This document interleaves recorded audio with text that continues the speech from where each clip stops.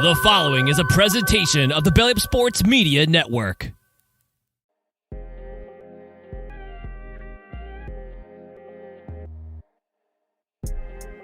The bowl stuff done come out, baby. We headed to the Alamo Bowl. We'll talk about that and the college football playoffs. That and a little bit more here on the Sooner or Later Sports Show. I am your host, Jay. Thank y'all for pulling up here on the YouTube channel and listening wherever podcasts are downloaded and listened to. While you're here, please wipe your feet, like, subscribe, rate, review, give us 5 stars. You don't think we deserve it?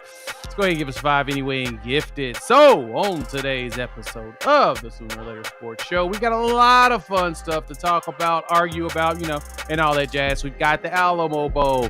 We're going to talk about the college football playoffs. The question is, did they get it right? It's a little bit of recruit news to go out there because one person might be taking a job that should be getting all y'all excited. So we'll dive into all of that with the collective as usual. We've got Coop and we got Chris. Gentlemen, happy Sunday. How y'all doing today? Doing good, bro. Doing good. Appreciate the invite. Yeah, thank y'all for pulling up. Hey, we appreciate it. Go ahead. Has anything gone on the past couple of days? Because I kind of, I'm healthy. Then I had some issues with my vehicle, and so I just haven't looked at my phone. But yeah, we just anything good? No. I'm just gonna say no. All right. I don't feel like there's anything good that's happened at all today. Actually, we know who's in the comments. You got your Shorthorn fans in here wanting to be all excited and stuff. I'm happy for them. They don't get much very often, so they got to celebrate what they occasionally get. So we'll give them that. But my favorite thing is I keep getting trolled by them, and I never troll them. And it's just like, dang, y'all really like to just mess with me. They haven't messed with I'm me nice? at all. Because I'm nice? It's got to be because I'm nice. Am I an easy target because I'm nice? Why everybody be talking noise? I mean, frightening. I mean, I know you like to keep saying you paid your dues, man, but y'all really have been asked for like 10 years. So I'm just gonna leave it at that. Just don't I don't know about dues being paid. It's kind of embarrassing to be absolutely honest, but hey. Y'all keep doing what you do. Do your thing. I'm happy for you, right? As I said, I keep getting trolled. I keep getting trolled like crazy. And I'm just like, what did I do to get trolled? I ain't talked bad about nobody. Hell, I don't even really pick on anybody about the Red River. But I get trolled hard, man. Friday, you don't count. You family. So, I expect you to be talking shit. So that's normal. But everybody else, I don't get it. But anyway, let's jump into the most important conversation. Right. Let's talk about the most important stuff here. We're going to the Alamo Bowl, guys. And I'm not very happy about it. I don't get how, based upon the resumes, that's where we're at. So I'm gonna pass it around the panel. Coop, Chris, how y'all feel about us getting overlooked like that? Go, Coop. All right. Well, we took a look at a lot of data points. We took a look at a lot of reason. We took a look at a lot of things that you would factor in, and then we just went with whatever we thought. At this point, just come out and say, guys, we kind of just had to do Liberty a solid. This is the last year. I don't know what happened because, again, if you look at Penn State, you've seen Penn State be anemic on offense a lot. Are they good on defense? Sure. Are they absolutely nothing on? We're making fun of Iowa. Penn State ain't too far behind. All right, so you got that. You've got Ole Miss, who they played 2 teams with a pulse. Both of them got them. Anybody who beat Ole Miss worked Ole Miss. So there's that. I'm not going to get into Liberty because, again, I understand. You go for it. But it's just right now to where, it's as an Oklahoma fan, we all kind of were excited about the Arizona game. Nobody can look around. You can look at the pass interference call in Bedlam. You can look at Jeff Levy. You did what you wanted to do at the beginning of the season, and you got better. All right. So This whole Brent Venables era started at the Alamo Bowl. Let's really kick it up to a next notch here, right? And let's go. Let's get it going because I want to see I want to see just OU go out and make a statement, and I think that that's the opportunity that OU has. Is yes, it is the Alamo Bowl. Nobody really gives a damn. Next year when the playoffs hit, nobody's going to care about the Trans Perfect Union Credit Poinsettia Bowl or anything like that. Nobody's going to care about these things. So you know what? You go out there, you get some young talent going. It's extra weeks of bowl practice, which again, those things are huge. I see the Arizona game as a little lose-lose because if we go out and beat them, you're supposed to. If you go out and lose, it's a big deal. But let's just get better. Let's see our new offense coordinators. For OU in Arizona, December 28th ain't bad. Like, let's do it. Let's have it going. Nobody is going to be too excited about this. I thought that this was a potential thing that can happen. I thought we were going to slightly get kind of edged out, for a playoff spot, and then everybody be frustrated, but we'd have a New Year's Six Bowl to kind of fall back on. But now we got edged out of that New Year's Six Bowl, and now we're playing another decent team. So it's all right. Like, this team did achieve some goals. They still have lots to work to do, and there is going to be a freaking season on recruiting season, portal season, and all that stuff between here and kickoff for next year is going to be massive. So I'm okay with it. I'm not going to throw a fit. Yeah, I'm frustrated. I think we probably did deserve over Ole Miss and Penn State and whoever else might be out there. But when it all is good to it, I mean, we're going to go. If you put Kyler Murray's athletic talent to DG's body, I think that's the Arizona quarterback. So he's tiny, he's fast. They've got some good playmakers. You go out there and you play a fun game, and let's just go have some fun, and nobody cares. Win or lose, obviously you want to win, but it's not like we're playing for anything except for momentum going into the next season. Chris, what you thinking, man? Look, biggest takeaway from it all is just the fact that, and we'll get to them in a little while, but the committee doesn't know what they're doing, right? Nobody knows what they're doing right now. College football is just it's a big question mark. But I'll say this right here. There are things to be excited about, folks, and honestly, there's more pros than there is cons. First off, 11 wins is on the line. We could get to 11 wins, right? Yeah. This Arizona team is not great, but it's respectable. They're on the same tier as some of the I would say if they were in the Big 12 this year, they'd probably finish somewhere middle of the road, probably 4, somewhere between 3 and 6. I would say probably, honestly, I would say probably about 4. Because I mean, the Pac-12 is pretty good this year. But the thing is, you got 11 wins on the line. Second thing is obviously what Coop just said. People, we get to see what life is like post Levy, right? Yeah. So I don't think we're going to see too much variation or whatnot, but I think you'll see the similar characteristics, probably similar plays, but you'll see the right guys in there. I think they're going to get the better personnel in there. And this is also a game where you could possibly see a lot of younger guys, right? Hopefully Vickers is healthy. Hopefully he can come back or whatnot. You want to see guys like Woody Washington out on a high note. This is a game for a lot of people to get more run, more rep. I think that possibly with Tawee leaving now, you could see, I think this is kind of like a make or break game going into it for Javonte Barnes if he doesn't get into the portal early, right? So this is a game where there's some questions that can be answered with this game going into the next season, right? Yeah. Obviously, DG is going to play.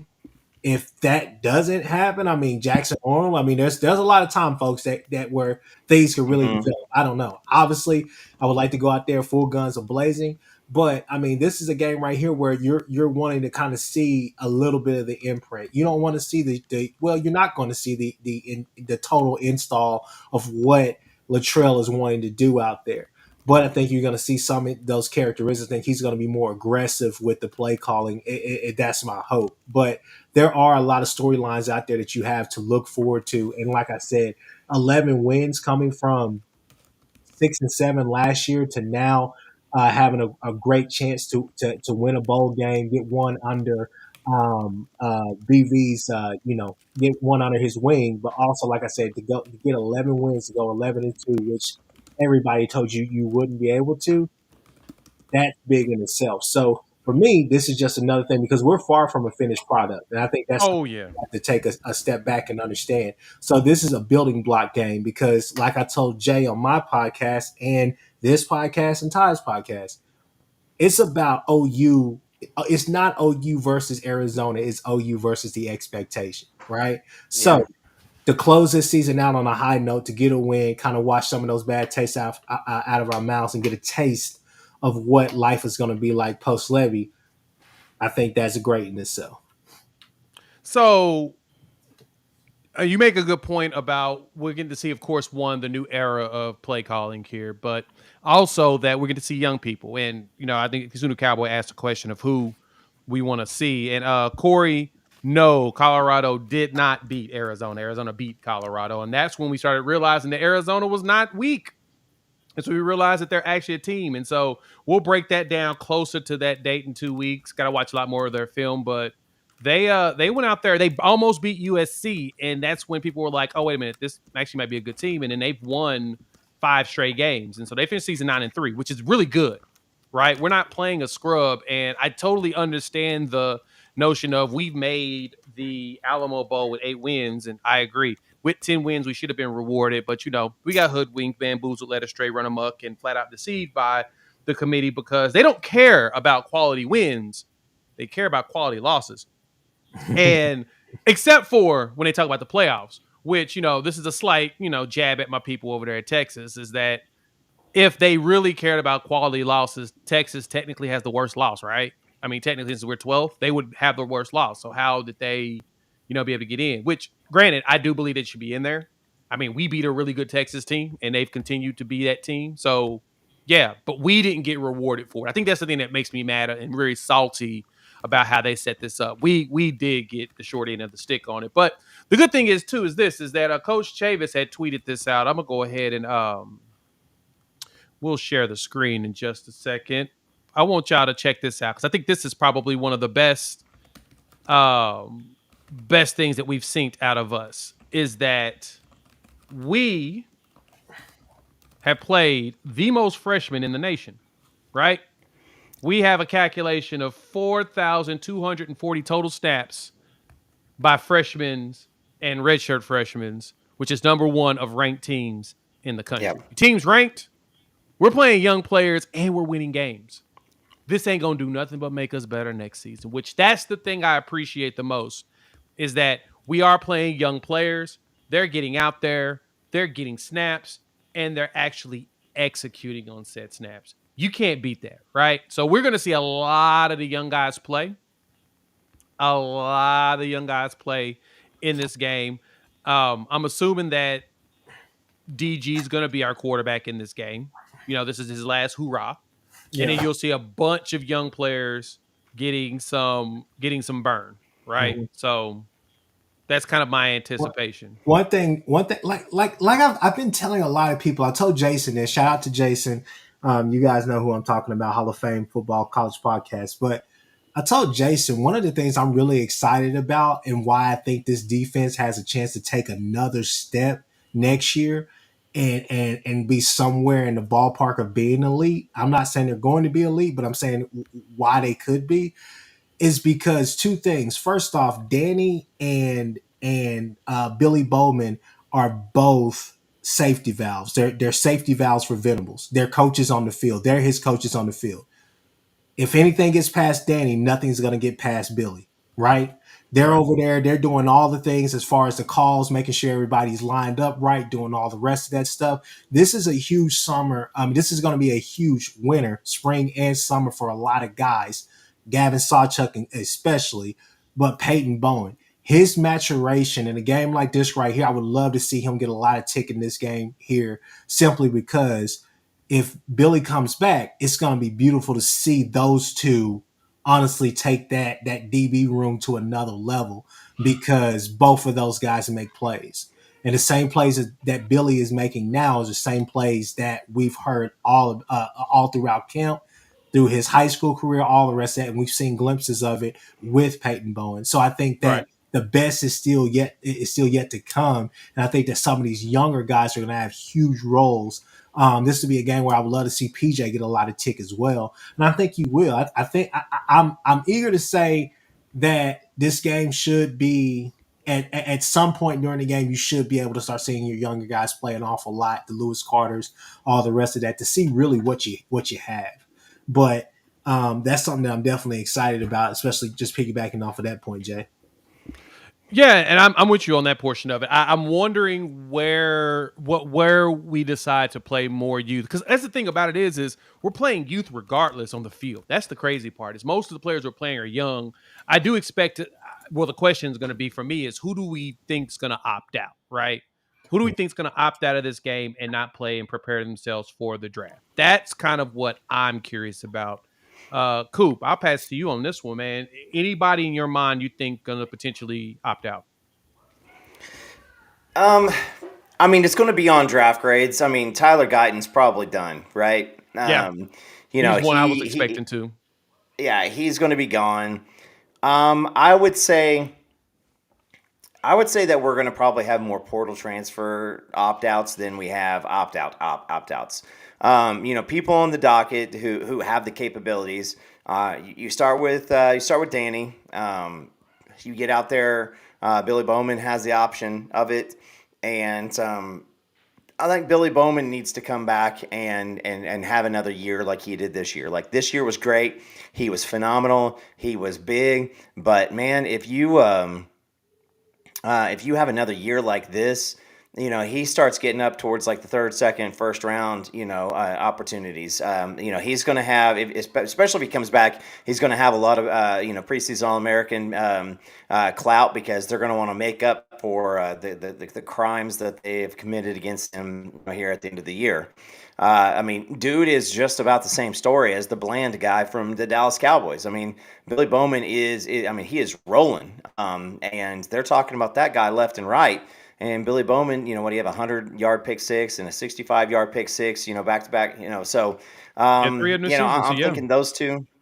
I'm thinking those two. We might see somebody like a Marcus Major opt out and, play around with hearing, I think his measurables are great, but, you got to have some film. I don't know of anybody else that, just off the top of my head, that I think that would bounce. You always got the Dylan Gabriel opt out too. That is an option, and where I think truly that is I might be heading to a new school, or I might be really practicing for the combine, or just a programmatic like, hey Dylan, we appreciate what you've done here.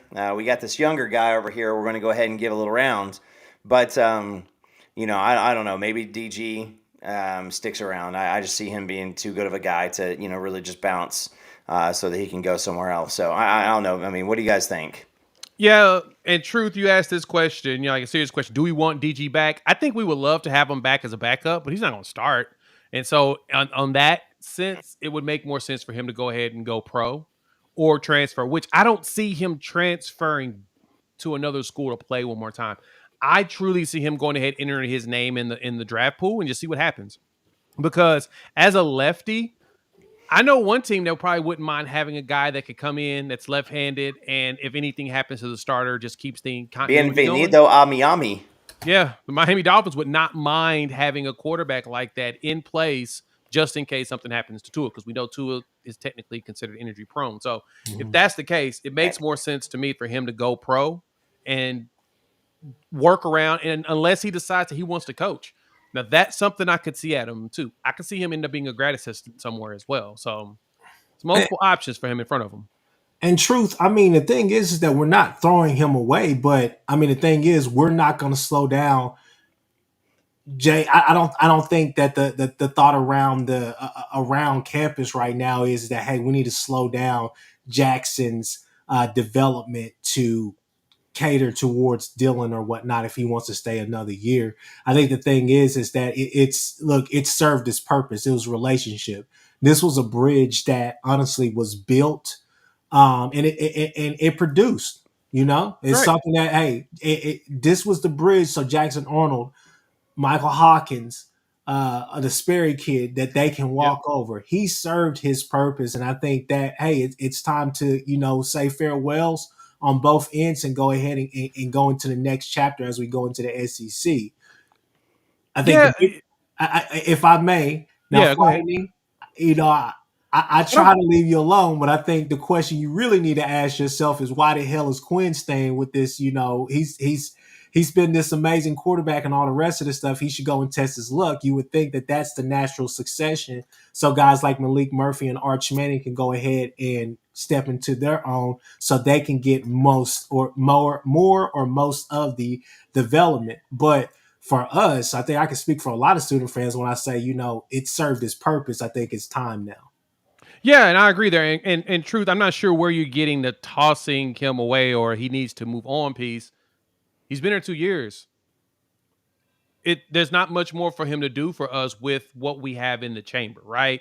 Like, we're ready to move into the Jackson Arnold era because Jackson has a higher ceiling. I think that I say DG has a higher floor. I think that his floor is a little bit elevated over Jackson because we're still yet to see what Jackson Arnold's final product is, but he has a higher ceiling. So we let him wait in the wings. He's got some reps. He ended up not being able to redshirt because he had to play late in the season after the neck injury. Because come to find out, it wasn't a concussion; it was a neck injury that DG had against BYU. So in that case, yeah, it's time to see what the new guy can do. Let's go see what the young pup has got. What has he got? We're not throwing DG away. Mm-hmm. We're moving on to the new era of Western civilization or Sooner civilization, as we would call it. And yeah, I think Jackson Arnold can be 70% as well. I think that he has the capabilities. Yeah, I mean, we had the number 3 ranked offense in the country, and most of the fan base was not they weren't happy, not excited about it. But we also we've seen the maximum. Dylan Gabriel ain't getting better. The arm strength is not going to get better. He's one hit away from. And I know that's true for everybody, but Dylan Gabriel is a lot more closer. But he's one hit away from a wasted season. And right now we've got a year in the program with Jackson. You've got Michael Hawkins coming in next year, and then Kevin Sperry. So I mean, like, for him to stick around, I mean, trust me. And I know that you kind of made a comment about a truth there. Quinn, Malik, and Arch, they ain't all 3 going to be there next year. Somebody's bouncing, and you got to think it's probably Malik. And so, that's just what we're trying to avoid because, I think Texas loses a good amount of stuff too. Mm-hmm. And I just don't see because I just pulled little receipts from one of your boys on the Twitter network. They're frightening. And I'm not going to drop any names because I don't want any extra attention going to come to these clowns. But they were pimping out a Quinn Ewers, the number 2 quarterback off the board, and probably I think it was the number 4 pick in the NFL draft before the year. And if you think he was the number 4 pick in the draft, coming up, he sure the hell doesn't because that's why he's going back. Right. And so I fully believe that Jackson Arnold is going to start out his first season probably at a higher rate than we probably saw Dylan Gabriel through most of his career. Now he had some great times but I mean I think we all seen him wind up for a deep ball and a little game of 500 breakout downfield. I think I've seen enough of that. Yeah, and I mean, okay, so 2 things that I want to add to this as well. So shout out to Nick. Your boy Nick, Nino's Corner, Friday, and for everybody else in here. Nick put in a stat in our chat that was very alarming. Quinn and DG have not. What was it, Jay? I know you saw it. What did he say? He said something about they haven't made it through a full season. Yeah, in their entire careers. Entire careers. And then also, kind of piggybacking off of your point, Coop, about DG. Here's the thing. Here's the hard truth. His stock is not going to get any higher. It would have been lovely for him to get a matchup in the Cotton Bowl against Ohio State or somebody like that to try to elevate to confirm. Yeah. So he can possibly get an invite. I don't even know. I'm not sure if he will get a combine invite. He should. But at the same time, his stock is not going to get any higher. He's a late round guy that's going to be a value pick that is a durable backup probably in the league. And I mean, that's just the honest to God truth. And I think he could find some magic. You never know. He could find that Tebow magic, right? That Sooner magic. But the last thing is simply this right here. And I think I get Truth's point about, throwing away this, throwing away that. I get that he's a bit proven. He's a bit more seasoned.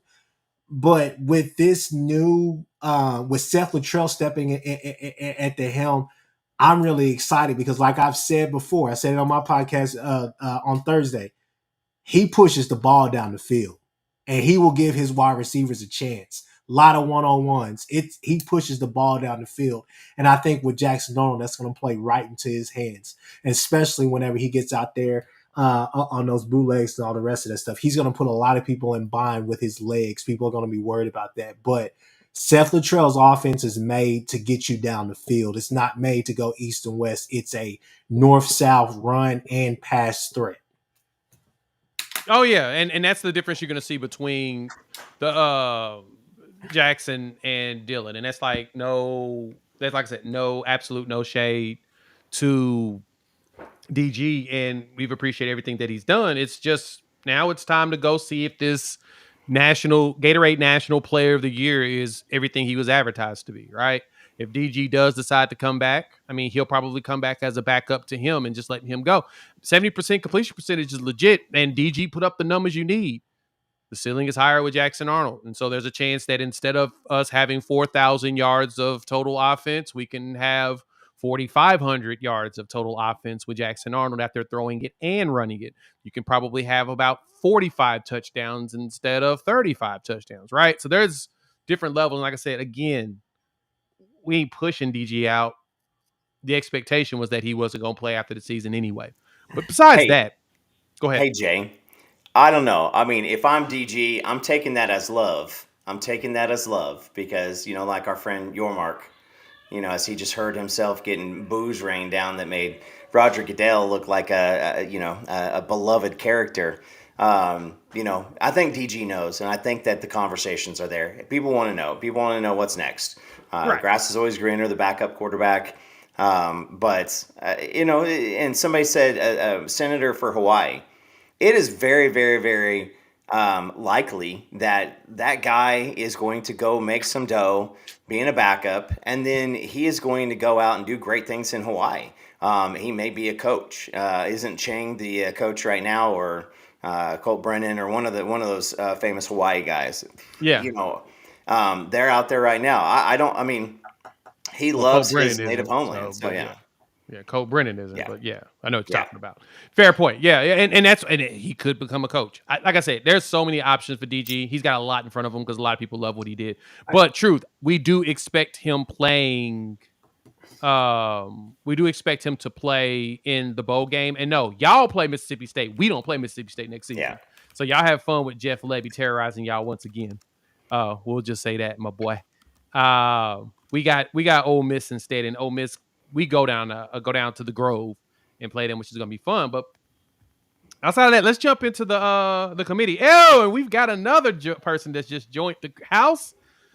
Ty Hayes from Around the Table Sports, the guy where my toothbrush is, sitting right now, is joining us for the back half of the show. Ty, how's it going, man? Can't complain. We paused the movie, making some dinner, and I got the okay to come in here and make a fool of myself. So here we are. We go. We putting this bomb on? I don't want to hear nothing that Ty got to say. I don't. Wow. I don't want to hear nothing that Ty has to say. Jay, I don't speak poverty. What did he say? I don't want to hear anything that Ty has to say. We know it. You know it. So does anybody here happen to speak poverty that can translate? So Ty, I gotta get me and you have been texting back and forth because we both think this is a wild notion. Oklahoma's in the Alamo Bowl. Give the people your thoughts. We'll go probably more in depth tomorrow, but we got to do it here for the pod as well.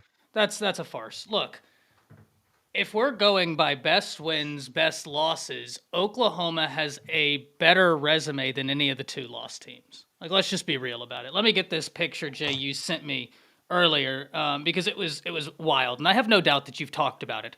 But as we sit here, you have Oklahoma, Penn State, Ole Miss, Missouri. This is the contentious four, I would say. Oklahoma has 2 ranked wins, being Texas, SMU. Texas is going to the college football playoffs. They are one of the best teams in the nation. That is one of the best wins in college football. How many other teams can look up and say, we beat a top 5 team? Oklahoma has that. They have 2 losses that came at close margins. I grant you, you would have loved those games go differently, but there's a nuanced conversation that needs to be had around those games. We look at Penn State. Next, we look at Ole Miss. They have 1 ranked win. They have 5 wins versus bowl teams and 2 losses. Listen, Ole Miss is a good team. The thing is, and why people question them, and I don't get mad when people question Ole Miss, because you don't know what you're going to expect out of Lane. Is Ole Miss a good team? Yes, but they're not a serious team. And I think that's a fair observation. Like, I didn't be interested in hearing from the panel, Jay, afterwards about that. Because Ole Miss is good. I just don't find them to be super serious, and it's not the players' fault. You just don't know what rabbit Lane's going to pull out of the hat. That's always been kind of the question mark with him. Then I look at Missouri. Now, this is where, Jay, I was telling you before you'd sent me this, I was like, Oklahoma is above all 2-loss teams. The only one that has an argument, in my opinion, is Missouri. And then you sent me this. And when I saw it in front of me, OU has got a better win. And listen, I think that SMU and K-State, is there a massive difference between the two? I think not. There is a massive difference between Texas, Tennessee. And if you say there is there as massive of a difference between SMU and K-State as there is between Texas and Tennessee? Absolutely not. Texas is a far better team than Tennessee at every single level of that team. And then you look at the losses. Yeah, they have great losses, but where's the win, right? You have less win versus bowl teams, and you don't have as good of a win. How OU isn't in a New Year 6 is the one thing I'm trying to figure out. And Jay, I already know you've said it. You beat 2 conference champions. What more can you ask for, right? Right, and I know you have probably already talked about it. I liked Alabama in, and as uncomfortable as a conversation as it is, Boo Carrington in the committee, and I know he's wild, but they said how many times this week it's not about the most deserving. It's about the 4 best. And they even have codified into their parameters provisions dealing with injuries or loss of coaches. Unfortunately, we saw that. And I know it's a quarterback, it's just one player, but it's the one person on the field besides the center who touches the ball every single time he's on the field. It does matter. Oklahoma is at full strength. Like, I just don't understand how this works out. Now, that being said, I'm really excited to see y'all play Arizona. I think Arizona's been a super underrated team. I think it's going to be a lot of fun, but you deserve better. Simple put. Exactly. And I 100% agree with you on that. And so that leads me to I'll let the panel kind of answer on that first. And then we're going to talk about this this big news that's just hit the wire a couple minutes ago. That looks like it's going down. Guys, they say that the Florida State not being in there, I saw somebody say blame TCU for 65, giving up 65 and getting their brains beat in last year. I don't know if that's fully on accurate or not, but I promise you, with a lot of the stuff that's going on TV right now, there were some calls that were there was some notes passed along. There had to be that, guys, we can't do this because people aren't going to tune in on New Year's Day for a potential just massive drubbing. And I don't care how good Florida State's defense looked against Louisville. I know what Louisville did to Notre Dame, and I think that we overhyped that game. But, Louisville also, went down to Kentucky, who looked like they were floating dead in the water. And, yeah, and so, it wasn't a great game. They held on.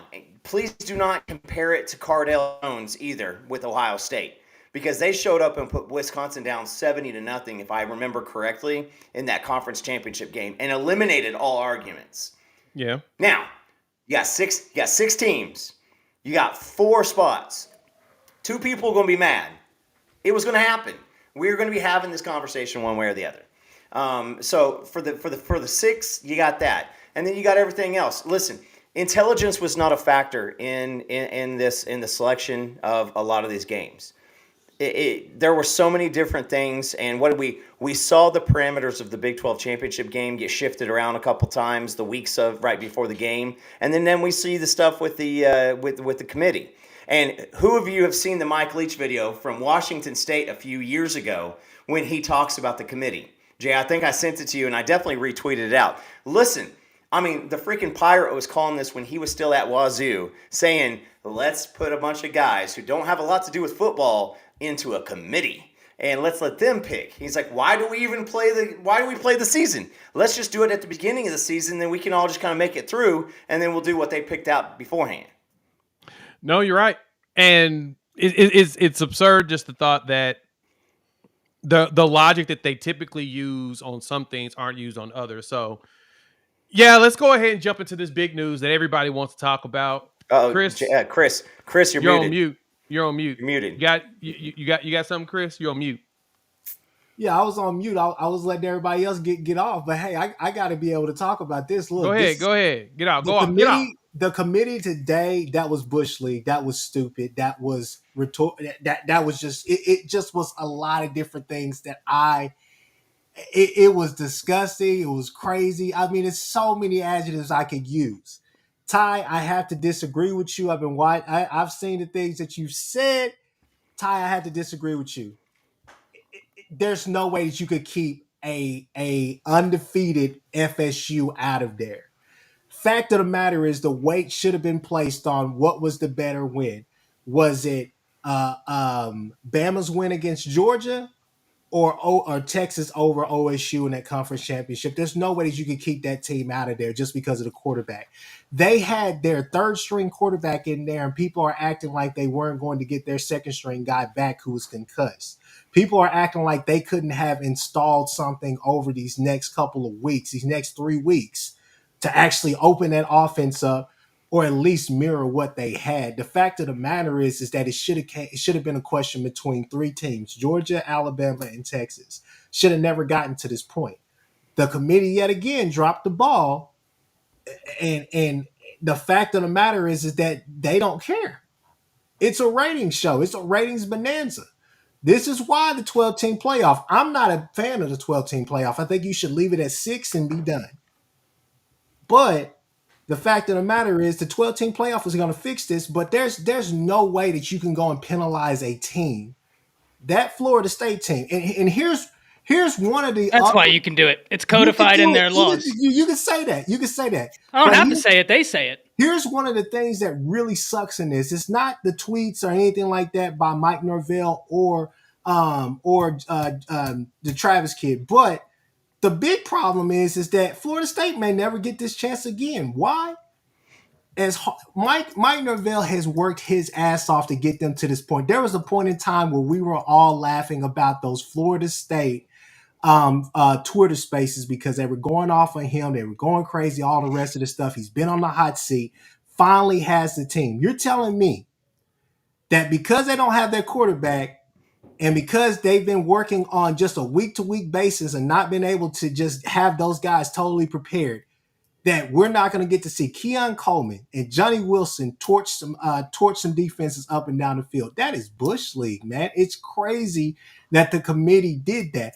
I have no problem with Alabama getting in. Texas getting in, it is what it is. But the fact of the matter is that it should have been boiled down to simply this. Who had the better conference championship win between you guys and Texas? And that didn't happen. The committee put the best 4 teams. No, they put the ratings bonanza in there. It's crazy that happened. It's crazy. That may be. I have one question for you, Chris. Who would you favor FSU over in Michigan, Texas, Washington, or Bama? An FSU that was really struggling against Florida, that is absolute dog water, and had Max Brown. I didn't see Keon Coleman doing much there. What did he have? But Ty, what did he have? 1 reception, 4 yards? That goes back to my earlier point. You have a quick turnaround. You got 4 or 5 days to really try to get this dude ready. He's not. And they got 1 month to prepare for him, and what he hasn't been able to do. I'm 1 month to prepare for him. If they would have got in there and played, that works both ways. But that If works they would both have got ways. in there and played against Michigan, they would have had a lot of success. I'm just gonna put it out there like that. I think they Okay, would. so let me ask. So I echo what Ty said. Who would Florida State be favored? Who would they favor in those If four it's games? not the They're best, not going to be favored either okay, way. so they did get the But best. the fact of the matter is that you can't keep them out. Jay, they're undefeated. You Are we can't put after the a best or one-loss most team in deserving? over an undefeated team. What's the point of the season? So back to the argument here, and this is what I said with all of this from the beginning, is they don't use their same conventional logic for everything across the board, because if we have the worst loss, and that's why we were left out from Ole Miss, Penn State, Missouri, and now Oregon. If you looked at the top four, it's the exact same thing. Who has the worst loss? But they didn't do that. They went to the teams they felt like were the best, and they went off their best wins. We just got screwed out of that. That's the thing that bothers me about them, is because there's lack of consistency with what they're doing. Mm-hmm. If they were consistent, we will be top 10 and we will be in the New Year's Six Bowl. So that's where my quorum has gone with all of this. Also, as Ty mentioned, I agree. Me and Ty's been talking about this all day. Like, we've been going back and forth in text and discussion on it. And I agree that Florida State should have been left out because Florida State was undefeated. They made it all the way undefeated. And giving them the opportunity to get their quarterback prepared, which the backup Tate was coming back to play in the next game, their defense could have done enough to where he didn't have to do much to win that game anyway, potentially. But we don't know. It's all hypothetical, right? Yeah. But at the same token, this is a TV show. Yeah. That's what we should always remember. There's no logic behind it. It's a TV show. Jay, it's the fact, it kind of piggybacking off of what you said, it's the fact that you don't even give Florida State the chance to handle business on the field yet again. Right, You just automatically disqualify them because you're saying they're a different team.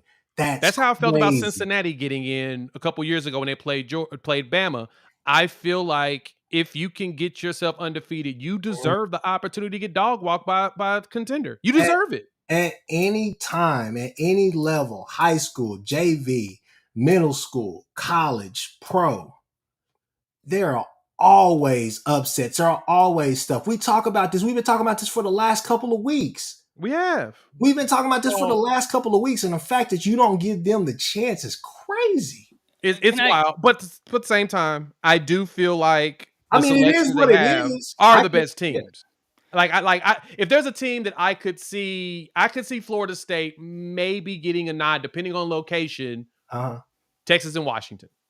Just depends on the location. They put them in the Orange Bowl. That gives them a favor because that's up the street around the corner, right? That's that's one of them BS games that you do that because that's BS. But because that's a big travel for both, even more for Washington. So like Texas will probably be like a 1.5 point favorite in that game. So it'd be a lot closer just because of distance and how they're making them travel. Now, if they have Florida State going to like the Fiesta, Rose Bowl, and Texas going to that one, Texas is a 4.5, 5 point favorite in that game easily. Washington would be a favorite at the Rose Bowl, but going back to Orange. So that's kind of my deal. It's all going to depend on location, but it's still absurd in all of it. But at the same time, regular season don't matter. Like, why we even care? Can I say one thing, Jay? Go ahead, Ty. Keaton has a point here. He says, Ty, I bet you would be ready to tear down walls if Bama was put in that same scenario, though. If Bama was in the ACC and Jalen Milroe went down, first and foremost, we saw that this year, and it's what held Alabama back. You're meaning to tell me that USF win without Jalen Milroe wasn't counted against Alabama? It's all I've heard for 10 weeks. So, respectfully, if I've already seen what Bama is without Jalen Milroe, you bet your sweet bippy they wouldn't deserve to be in the college football playoffs if they would have beaten a bad Louisville team who was not good that night, guys. Let's be honest. This was a Louisville team that got beat by Pitt. I know I picked them to win, but I have never been more disappointed. Jay, and you've heard me talk about, they disappointed me more than Notre Dame. And that's a lot. That's a big thing to say because Notre Dame has done you dirty this year. What I watched on that football field was disgusting. There's nothing I hate more than bad football. That was disgusting. Look, and credit to Florida State's defense. I don't disagree with you, Jay. I do think they're a good defense. I also think Iowa's a good defense. And Michigan dog walked them. So, like, I hear you, but, like, I understand what you're saying, Keaton, but I've already seen Bama without Jalen Milroe. And I had to hear about it being held against Alabama that they won a close game against a not great team without their starting quarterback. If Jalen Milroe was out for the rest of the year and Florida State had just beaten Georgia in the SEC championship game and their only loss was 10 weeks ago and they'd been trending up, they would deserve to be in. We are not the same team. A Heisman hopeful is no longer there. It's uncomfortable, but yeah. Keaton says, I'm not talking about the ACC, though. If Bama's backup quarterback would have beaten Georgia, then we're not talking about an analogous situation, are we? We're talking more about the situation that Coop posed, where Ohio State went out there and absolutely slaughtered an opponent. To me, is that the only difference? Is that the reason why they're calling them a different team? Because he didn't go out there and show out and 100%. He threw for 510 yards. I mean, it's just it's come on, man. It's just what do you mean? Okay. Come on. Real quick.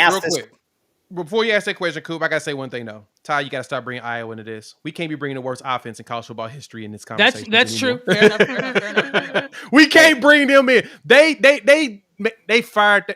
25 points was his threshold. The dude still got fired. Like, that's embarrassing. They don't even care about offense. Do they even play offense in Iowa? It feels like they just purposely punt so they can play defense and score touchdowns. Hey, did you see the graphic where they had New England versus somebody and they had a player on the other team? They had Bill Belichick in the graphic. That's what Iowa's been doing. They've had their punter in the graphic on ABC for all their games. Their damn punter. Please. Most fans don't even know their punter's name. Okay, so let me ask you this. I'm sorry, Ben. That's on me. Does this story completely disappear if Georgia goes out and beat 3 shades of crap out of Florida State? Probably. Possibly. And if Florida State beats Georgia, then it does all it does. Oh, that's going to be amazing. Oh, listen, if that happens, I will join Chris and be like, Chris, you're pretty, I'm ugly, you're smart, I'm dumb. I will do it all. Florida State does not deserve – I understand what happened. They don't deserve to be here because I think from when you look – the committee, even though the degenerate, completely unintelligent – there's so much. But if you look at these teams and you go, our job is to pick the best 4 based off of the full story of this entire season. Unfortunately, Rodemaker – I mean, they were losing going in the fourth quarter against Florida. And like Ty said, Florida's terrible. Awful. That's not the point. It's the principle because when Ty raised up his phone, that's the first thing on the criteria. They don't get down there to the whole best four teams to the last point. No, you have Chris, to look Chris, at it no, as a I'm factor sorry. test. That's No, crazy.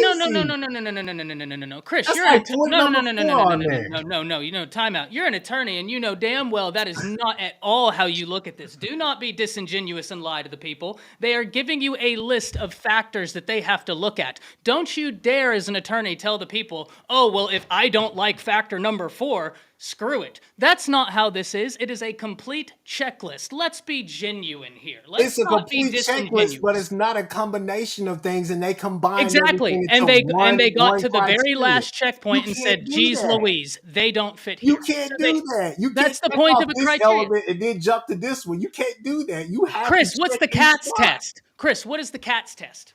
You have to check each box. Ty, look. But if you fail one prong, you fail the test. Every single day. I'm going to court tomorrow. I'll be doing it tomorrow. You have to check each box. And they didn't check one. If you fail one prong of the CATS test, you fail the CATS test. Right or wrong? Man. Right or wrong? Yes. There we go. So if you do this every day, you just failed one prong, you failed. At my point exactly, the committee failed. The committee is a bunch of dummies. Okay, I said it. It makes no sense. All right. We're gonna go ahead. We're gonna go ahead and move on to the next topic of discussion because all we're gonna do is keep going in circles on this one. But it was fun. This was great entertainment for the people. It was great for them to enjoy us go back and forth and around. But we ain't gonna do them to go back around in circles. We know it. But we have to know what's important here, guys. Oh, you know I love you, but you root for Auburn. It's piping hot. This that good. Good. This is something we got to talk about because Ty, you was excited just like me, and I kept beating you. To the punch. And so we're going to be prepared for it. What is that? Elijah Robinson's probably gone from Texas A&M, y'all. For those of y'all that do follow, you know what that means, right? All that Texas A&M real estate they got on that football field, defensive side, could potentially be looking for new homes. There's a lot of it because Elijah Robinson was the cog that was keeping all of those defensive players together. He is the dude that made them feel like that they wanted to be there in College Station, and that man's going to be heading home. Now, technically, Syracuse isn't home. Penn State's home for him, but he is born and raised northeastern part of the country. This is home for him. This is home. And I knew why he was going to take, because a few people was asking the question. I've had people hit me up, and just chit-chatting about it. They were like, why would he go to Syracuse? Why would he go there? Two things. One, his best friend is the head coach there, so he's giving him the chance to advance at defensive coordinator because Elko wasn't going to do it. The next thing to go behind it, because Elko's a defensive guy, he would probably be the de facto play caller. Elijah wanted more responsibility. The second thing is the man's from the north. He's from up there. So as an assistant, A&M was prepared to pay this man a lot of money to stick around, but he wants the responsibility and opportunity to advance. This is his chance. So it looks like that is what's going to happen. We're going to go around the corner on this. We're going around this in the entire area, hit the table up with everything. You know what? I'm going to let Coop lead the way, followed by Ty. Then Chris will give you the final thoughts. Coop, how are you feeling about Elijah Robinson? We'll talk about players afterwards. Well, I mean, everything comes into play, right? When we have what we have in today's world, we have so many options, so many things that we can get to. When you get down to it, sometimes you just need a reason to make that decision, and you need a point. Like, this is why. This is why. And so after 2 to 3 lackluster years, let's be honest, in 2020, they threw out something that looked like decent football down in College Station, and we haven't seen it since. It's enigmatic. It is confusing. There's so much wrong with what's going on down there. So they go through 2 years of that. They fire their coach. Then it's just an absolute joke and a circus, even in the coaching search. This can be the final thing to be like, coach is leaving, so that's why I'm leaving. And they're going to start looking. I'm just wondering what's going to happen when they open up the truck for some of these guys to stick around. Are some of these guys going to try to bounce out and go somewhere? And let's bring up the names, all right? So, we got Nolan, we got David Hicks, we got Gabe Dindy. There's a lot of people that OU finished number 2, and that's not even counting this year's class that's set to sign here in a couple weeks. This is big because I think that is one of the things that that like you said, Jay, held everything together. Now you're going to have wide receivers going, hey, listen, that was the final straw. They're like, so the defensive line coach is why you're leaving? But everybody needed one final reason, and I think this is the let's get out of Dodge deal. But I think the bigger piece of this is all these recruits are going to start looking everywhere. This is going to put Elko behind the 8 ball a little bit because he's going to get a bunch of people out, and this is going to make his job tougher. And this is why when rumors start flying around about potential situation at a school that you've got 4 commitments and maybe a 5th on the way, you got to watch these situations more than ever because of social media. Because right there, that when you see Elijah Robinson to be Syracuse defensive coordinator per report, that doesn't says it's done. It doesn't say anything at all. That is a headline, and everybody nowadays operates on headlines, right. And that is going to send people fleeing. And that's going to send people everywhere. And so, I feel bad because I like Elko. I hate that he went to A&M because I wanted him to succeed in life until now. But it's going to be tough. And, I feel a little bad about maybe Elko, and that's probably it down in College Station. Could we get some people? Sure, we could. But let's watch, because I'm pretty sure that all of their bargaining chips for all these recruits that are going to go test the waters, their bargaining chips gone. Everybody knows that it is an absolute massive, bleep show down in College Station. So if you want yourself a nice hefty NIL deal and you want to go to a program that's going to be competitive next year, you better swallow that and earn it on the field, because nobody's going to want a guy who had 6 tackles all year long coming in and saying, "What's that NIL deal that you got? You guys still got that thing you had for me last year?" No, Chief, that's gone. Now you get to come to play ball. If you want to come play ball and earn it on the field, we can work on your NIL. Yeah, and this is one of those big ones to look at right here. We've already seen a decommitment come down the line literally a couple minutes ago. Thank you, Toe, for pointing that out, my boy. You always are on point. Ty, how you feel? What you think? I know your arms have been up, and you look. He got that Birdman going right now. He's ready to go ahead and just go all in. You've been excited for a bit. Give it to me, Ty. How you feeling?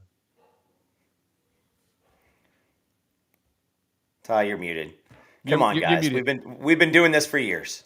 I know. I am the consummate amateur. Believe that. But tough. You hit the nail on the head, Coop. I feel for Elko because, and I'm not saying this is fact. I'm saying this is what I have heard. Right? I don't claim to be an insider. I claim to be an opinion piece. So take this as someone who heard something and has an opinion on it.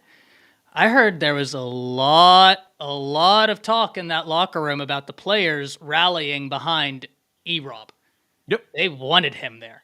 And I don't mean as just a defensive line coach. Far more than that. He was a massive piece for Texas A&M. Do y'all want to know something wild? Will y'all indulge me for a second? I'm going to read you a list. Walter Nolan, number 2 in the nation in his class, number 1 at his position. DJ Hicks, 7 in the nation, 1 in his position. LT Overton, 14 in the nation, 4 at his position. DeMarvin Leal, 16th in the nation, 2nd at his position. Gabriel Brownlow-Dindy, 17th in the nation, 5th at his position. And we've finally gotten out of 5-star range where we released Tunmise Adeleye, 39th in the nation, number 9 in his position. I mean, that's fantastic. Anai White from Philadelphia, number 47 in the nation, number 4 at his position. Dominic McKinley, once again, number 39, number 7 in his position. Chase Besantis, number 46 in the nation, number 1 at his position. Interior offensive line, so don't get this misunderstood. They send him everywhere. Anthony Lucas, defensive lineman, number 59 in the nation, number 10 defensive line. Donnell Harris, 49 in the nation, number 5. McKinley Jackson, 62, 9. Malik Sila, number 94, 10. Dalen Evans, 87, 12. I can keep going, and that's the scary part. I can keep going and going and going as to how effective this guy has been on the recruiting trail. Jay, Chris, for as long as y'all have streamed with me, I have said one thing nice about A&M only. I get why defensive linemen go there because they have a great defensive line coach, and that's the one thing they do right. Like, they will send you to the league. Now you don't have Jimbo there, and so now these recruits, and this is why, Coop, I love what you were going down here. These recruits already have questions. So then you get Elko. Okay, that answers some of the questions. Now you lose E-Rob. Dare I say just as many questions as when Jimbo was fired, or dare I say more? This is big. And someone put in chat that you're right, Neo. I did want Brahms this evening, actually, and I didn't get it, so that's a little funny, actually. Neither here nor there. Someone put into chat that Nick Williams could be someone to look at to also go to Syracuse. And he has worked with E-Rob before. He knows the South. Yep. He knows the South. And Nick Williams is also a guy, when he left A&M for Georgia, guys followed. Right? Like, guys followed him. That's a big move. This is a name to keep up with. Really interesting stuff here. Yeah, he went to Colorado. He just left Colorado. So since now he's completely open, I could totally see him following up there, being on that line with E-Rob again. And Syracuse, the good thing for Syracuse is they're going to have some great coaches to coach up some guys. The bad thing is they may not see a lot of players follow. They may not win a lot of big recruits at the school, but they're going to win some good players. And I think King Joseph Edwards is one that's right now has Syracuse in his top 3, and it looks like Syracuse is probably going to win that bid. Chris, how you feeling about this news of E-Rob finally leaving Texas A&M, becoming a thorn out of our side? I've seen the situation before with Jamar Kane. I feel like, one staff is kind of coming in with their own thing. Elko better make the right hire. This isn't Duke. He's not going to be given enough time to sit there and play around and try to build culture and all the rest of that stuff. He better make the right hire with this to maintain that. Ty, everybody on this panel, Coop, Jay, you guys have heard me say this before. Texas A&M can't go and hire just a coach. They have to hire somebody who's going to do two things, which is one, be able to hit the recruiting grounds, running. Obviously, that's obvious, duh. But two, somebody who's going to be able to instantly win over that locker room and keep those kids there. Because the mass exodus that we could possibly see is still on the table. Will we see it? Like Jay has always said about some kids on that roster that we would love to have up here in Norman, I got to see it to believe it. But the fact of the matter is that he better make a hell of a hire. I would say there's probably there's a faint chorus of fans at OU who are still not totally pleased with Chavis.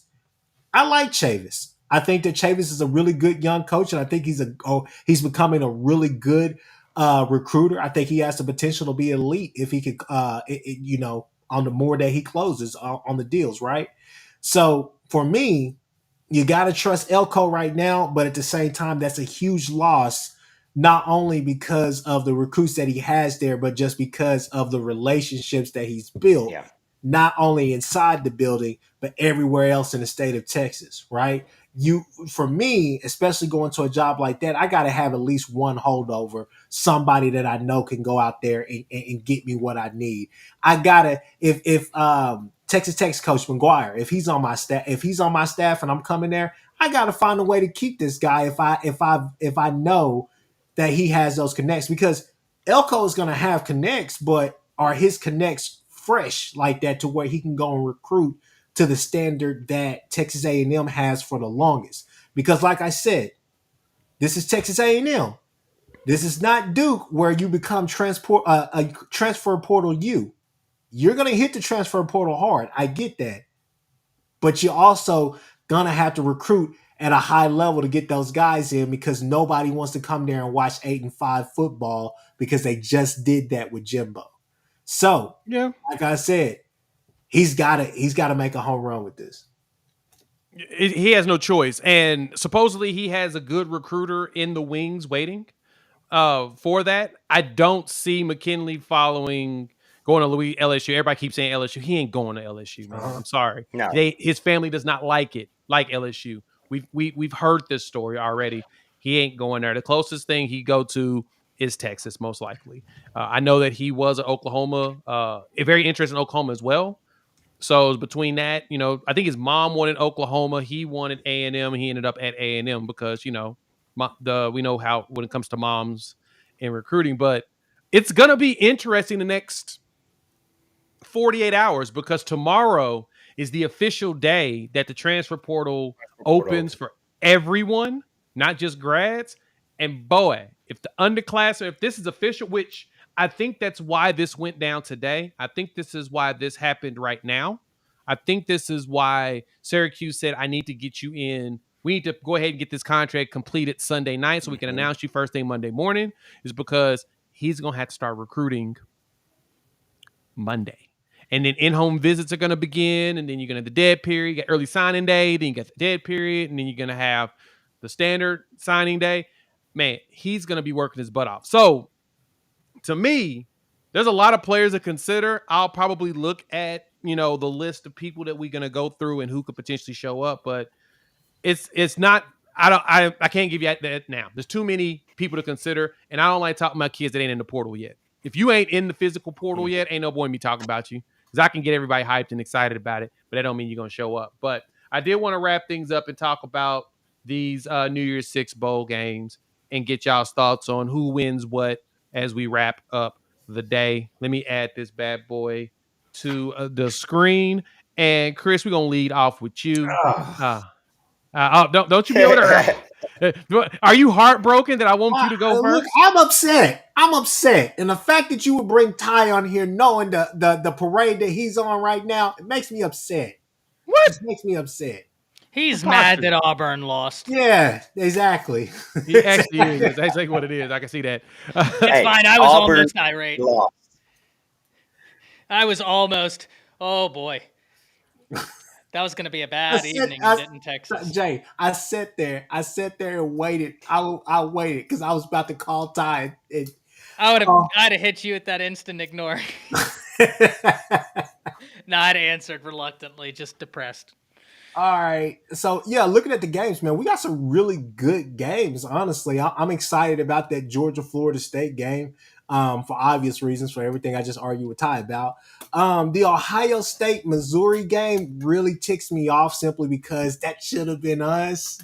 But Ohio State better show up prepared because Missouri will. And I think that let me say this right here.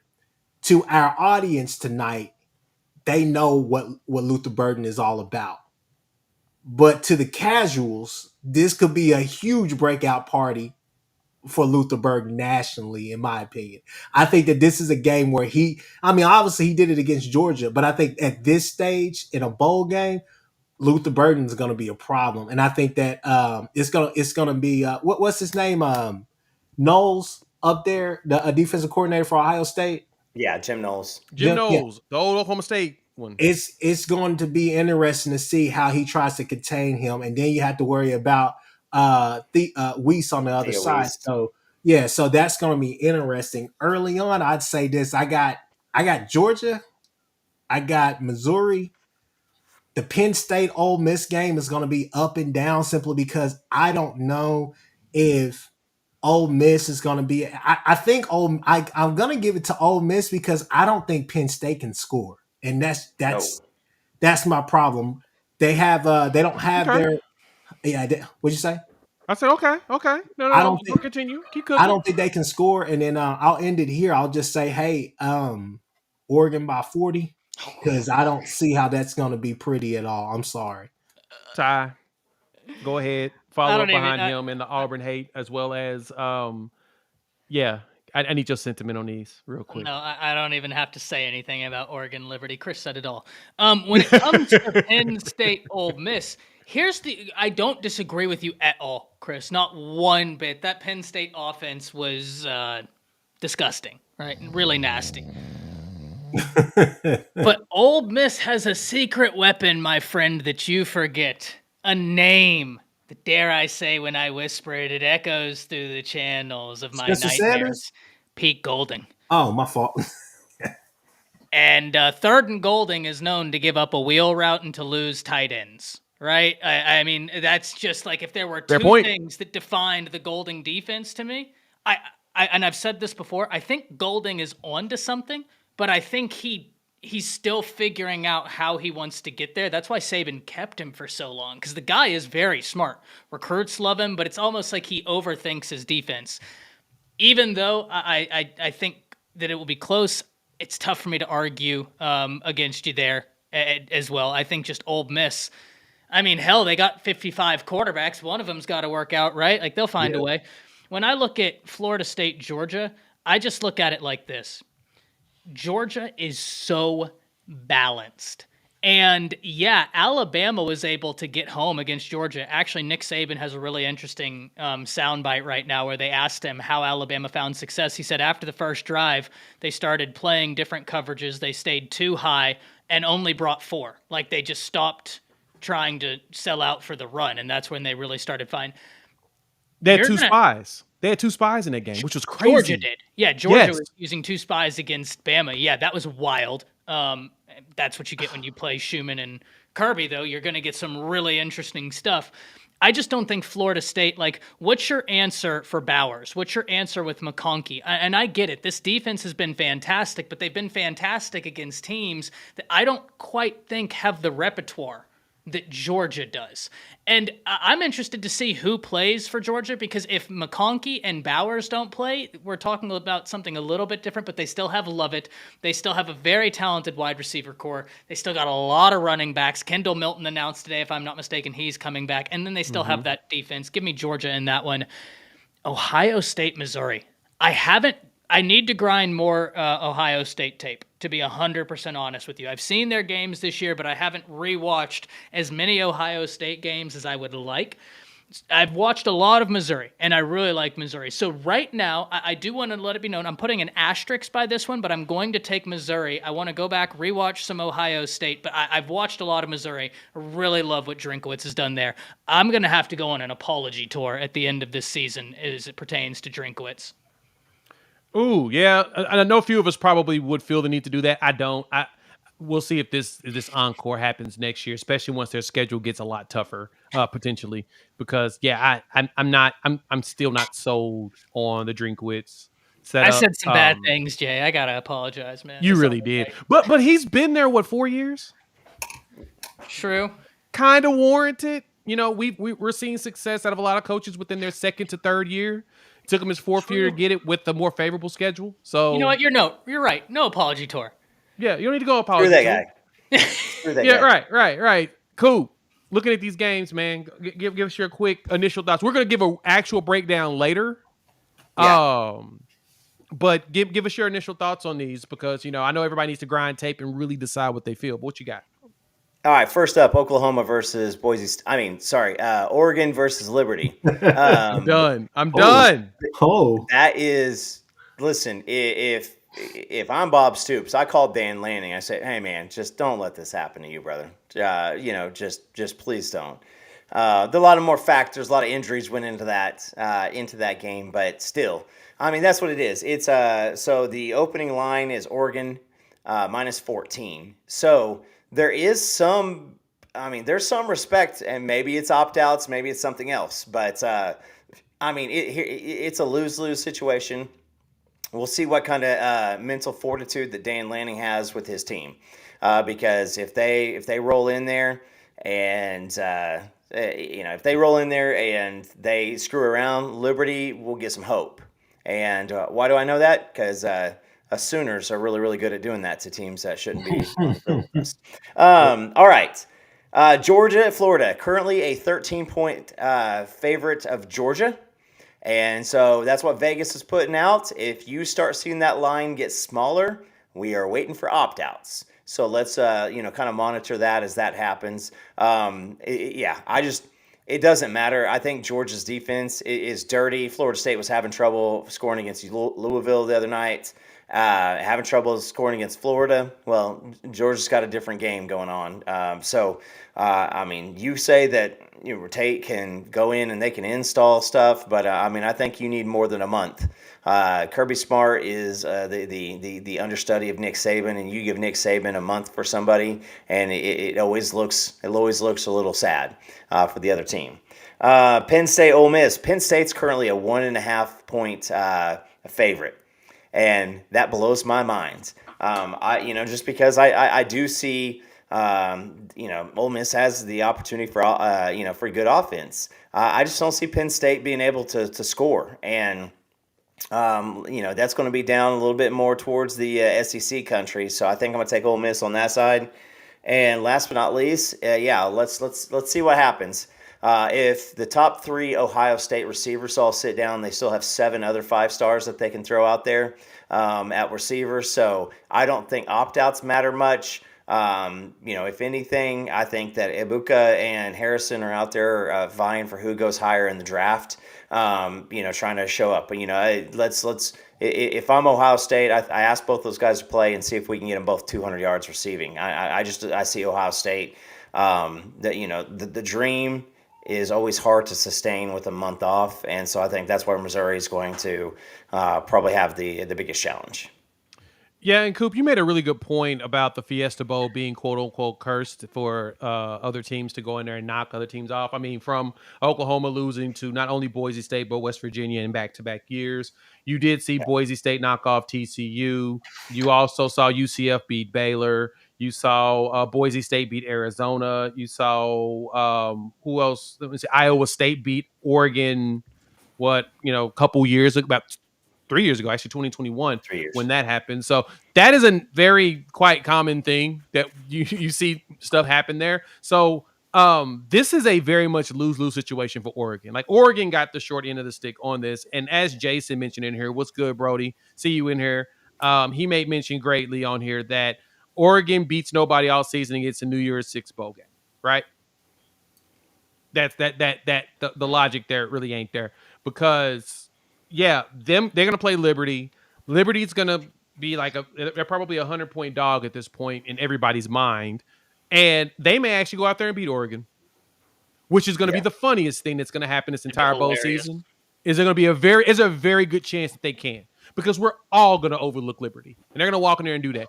SMU should have got the spot, and I think SMU would have given Oregon hell because they actually got a decent defense. Their defense has gotten a little bit more improved over the year. I mean, they don't have Preston Stone, which, Ty knows that it was funny that I was getting excited about them. And you were right. Preston broke his leg. And it still didn't matter. And I was still right, because the entire team is that good. Shout out to Red. I try to tell folks, man, SMU is good. No, and I would have picked SMU. I thought that your quarterback, but hey, this is Coop, to our point. The backup quarterback came in there and threw for 250 plus yards against a good Tulane defense. And that's what happens when you back up, you take care of business, and you don't look like all of a sudden you forgot how to play offense. But still, all right. Let me move on from there. Oh, Jay, I knew that was going to spark up. No, Jay, can I? No, not yet. We're forgetting the game. Huh? We're forgetting the game. What game? December 30th, in the Music City Bowl, Auburn takes on Maryland. I'd like to hear what Ty has to say about that match. We'll give that to Ty last. All right, next up.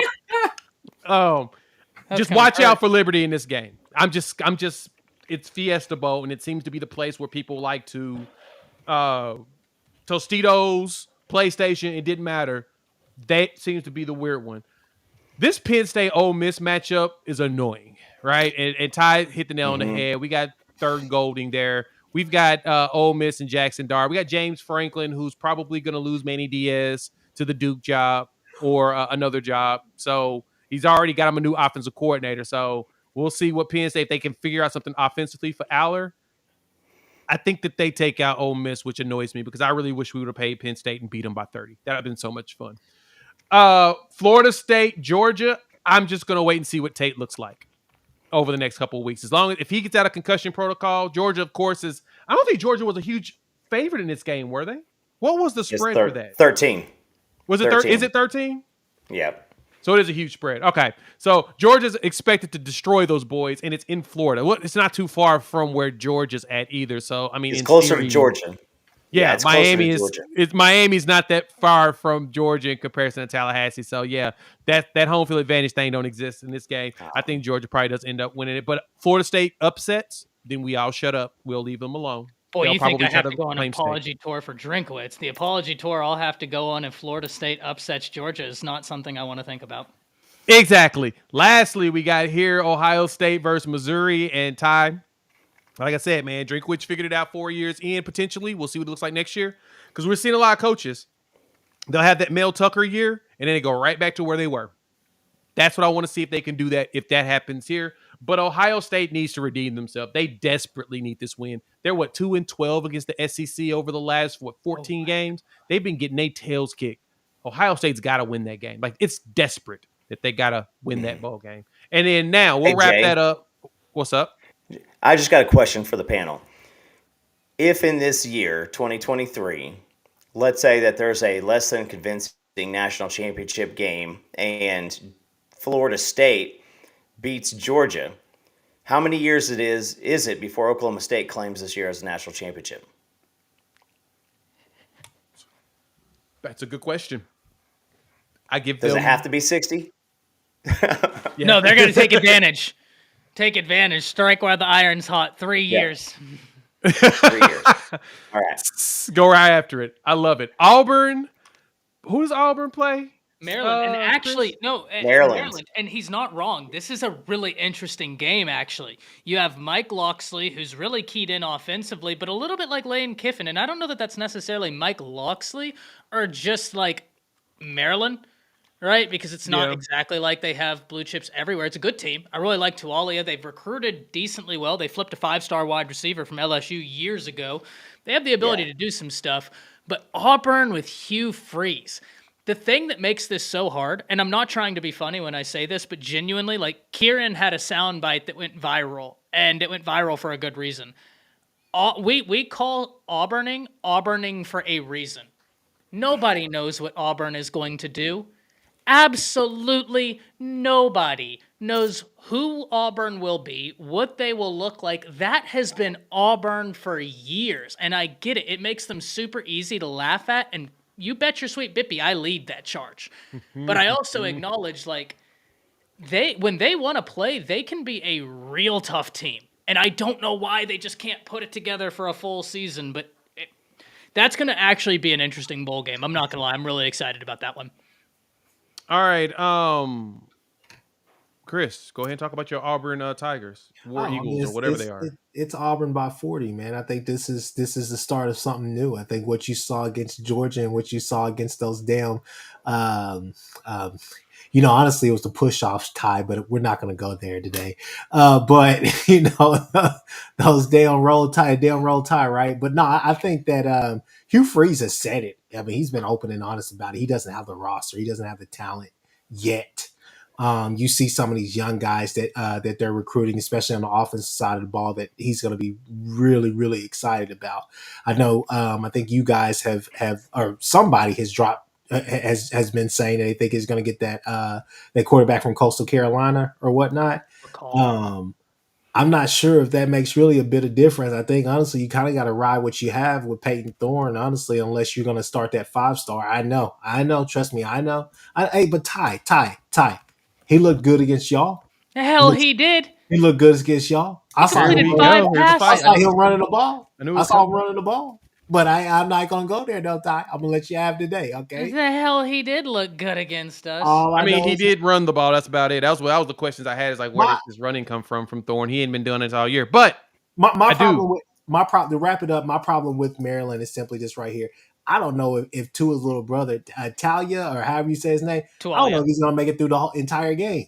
In big games like Tua? this, it's where he usually gets hurt. Something comes up and he's usually hurt. So I don't know if I could trust him really to finish this game.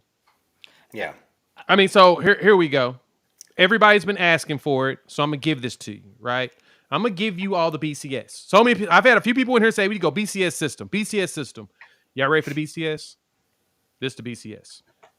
If we do BCS, we have Michigan, Washington, Texas, and then Alabama.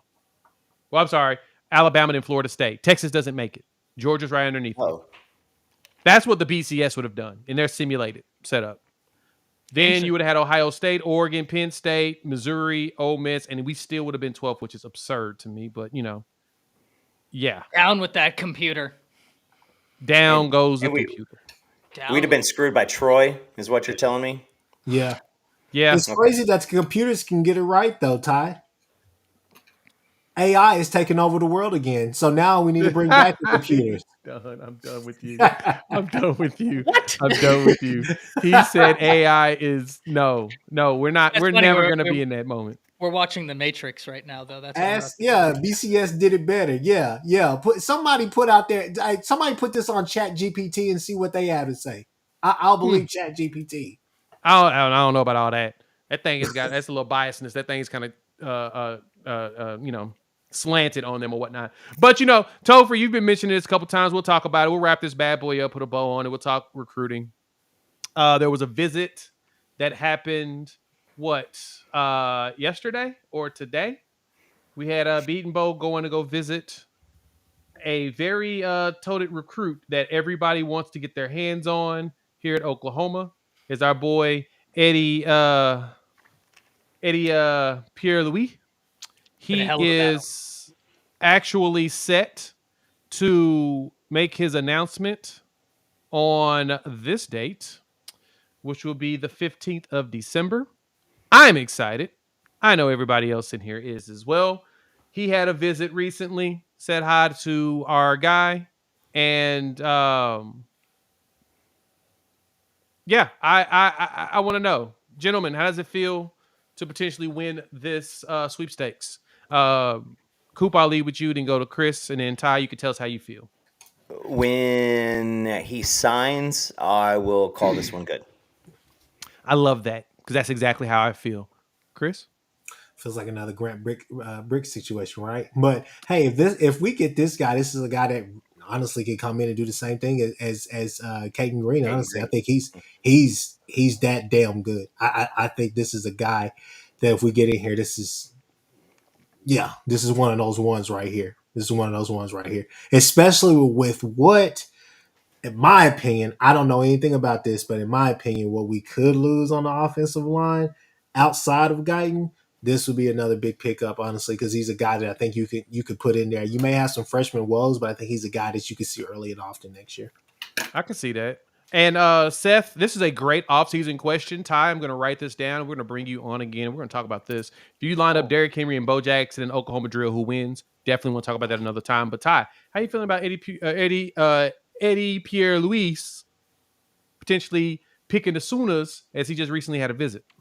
Yeah, look, A&M is in a lot of turmoil right now. Always tough to count them out, but, probably safe to count them out. Miami, anytime you see an offensive lineman that's being heavily recruited by this Miami staff, you're barking up the right tree.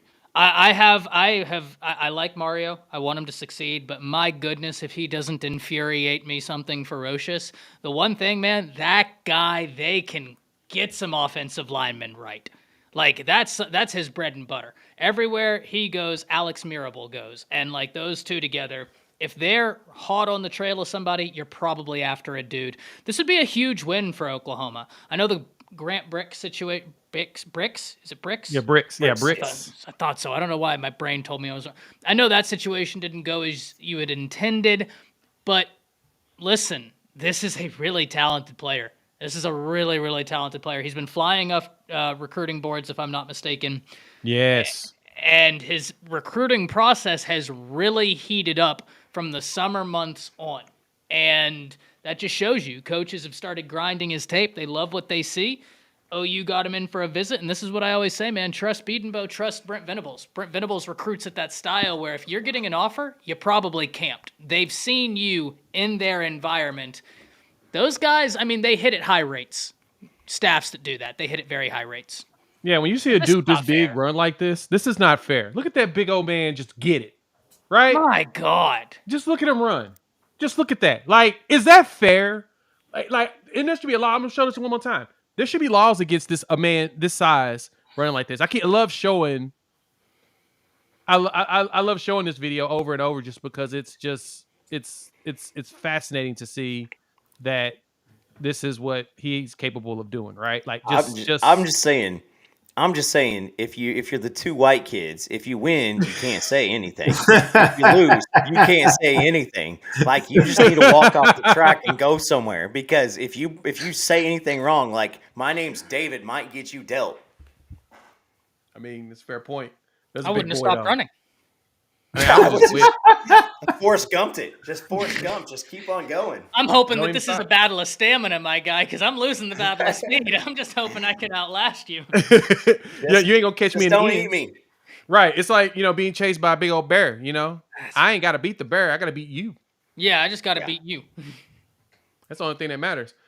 All right, gentlemen. We're gonna wrap this up. We've gone for almost an hour 30. I appreciate y'all pulling up. Everybody, thanks for tuning in here on YouTube. We're going to let everybody go around, let people know where to find you like we always do when we wrap up. We'll start with you, Chris, move to Ty, and then, Coop is always with me. But, Chris, talk to the people. They should know. Horns Down Podcast, at Chris with the _K on Twitter. Yeah, they'll throw them horns down. Hey, shout out to all you guys. Thank you guys for always inviting me. Ty, we'll talk after this. We need to have some words. I don't know why he likes fighting with you, but Ty, go ahead. Bring it. No, listen, shout out to the Stolen Valor Eagles out there over at Auburn. Those Stolen Valor Eagles, always giving Chris a lot to root for, because they're not a war eagle. They do too much pretending for that. You can find me over at Around the Table Sports. That's pretty much what, yeah.